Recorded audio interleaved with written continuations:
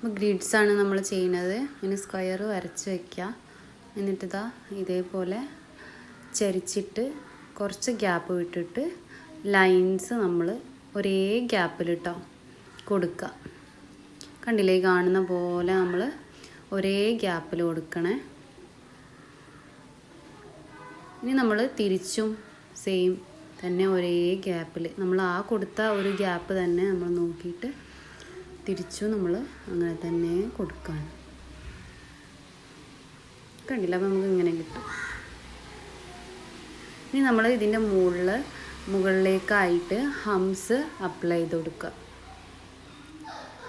എല്ലാ ലൈൻസിൻ്റെയും ആദ്യം ഒരു സൈഡിലേക്കുള്ള ലൈൻസ് ഫില്ല് ചെയ്ത് കൊടുക്കുക. എന്നിട്ട് നമുക്ക് നെക്സ്റ്റ് പോർഷനും അതേപോലെ തന്നെ ഫില്ല് ചെയ്യാനുള്ളതാണ് കേട്ടോ. അപ്പോൾ ഹംസൊക്കെ അപ്ലൈ ചെയ്യുമ്പോൾ ഏകദേശം ഒരേ സൈസിലുള്ള ഹംസ് കൊടുക്കുക. അപ്പോഴാണ് നമുക്ക് കൂടുതൽ ഭംഗിയിട്ട. ഇനിയുണ്ടോ ഈ സൈഡിലും നമ്മൾ ബാക്കിയുള്ള പോർഷൻ മറ്റേ ഡിസൈനിനെ കടത്തിയിട്ട് ചെയ്യരുത്, അത് അവിടെ തന്നെ നിന്നോട്ടെ. എന്നിട്ടിങ്ങനെ കട്ട് ചെയ്തിട്ട് കൊടുക്കുക കേട്ടോ. കണ്ടില്ലേ, ഇതേപോലെ മുഴുവനും നമ്മൾ കൊടുക്കുക.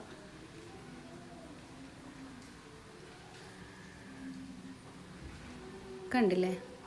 ഇനി നമ്മൾ ചെയ്യുന്നത് ഇതിൽ ഒരു സ്പൈറൽ കൊടുത്തിട്ട് അതിൻ്റെ മുകളിൽ ഹംസ് കൊടുക്കുക. എന്നിട്ട് ആ ഒരു ലീഫ് കൊടുത്തിട്ട് ടിയർ ഡ്രോപ്പ് രണ്ട് സൈഡിലായിട്ട് കൊടുത്തതാണ്. അതേപോലെ നമ്മളെല്ലാ ഇതിൻ്റെയും ആ ഒരു കോണിലായിട്ടാണ് ചെയ്യുന്നത്. അപ്പോൾ വലിയ സ്ക്വയർ ആയതുകൊണ്ടാണ് നമുക്ക് ഇത്രയും കൊടുക്കാൻ കഴിയുന്നത്. ചെറിയ സ്ക്വയർ ആണെന്നുണ്ടെങ്കിൽ നമുക്ക് ലീഫ് മാത്രമായിട്ട് കൊടുക്കാം. 3 ലീഫായിട്ട് കൊടുക്കുന്നതൊക്കെ നമ്മൾ കാണുന്നതാണ്.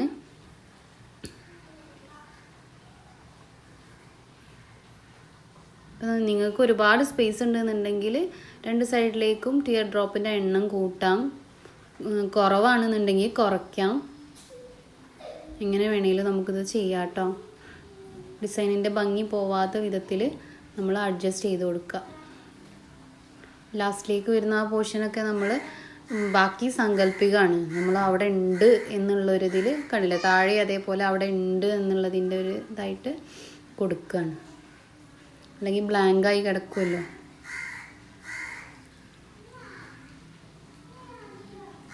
അങ്ങനെ നമ്മൾ മൊത്തത്തിൽ ഇത് ചെയ്ത് കൊടുക്കുക.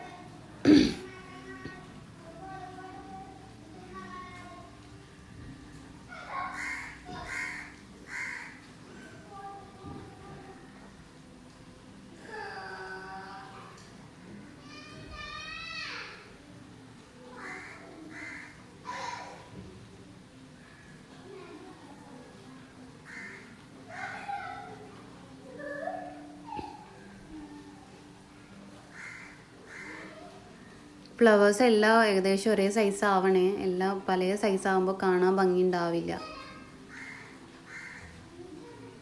ഇപ്പം ഏകദേശം ഫില്ലായി. കണ്ടില്ലേ.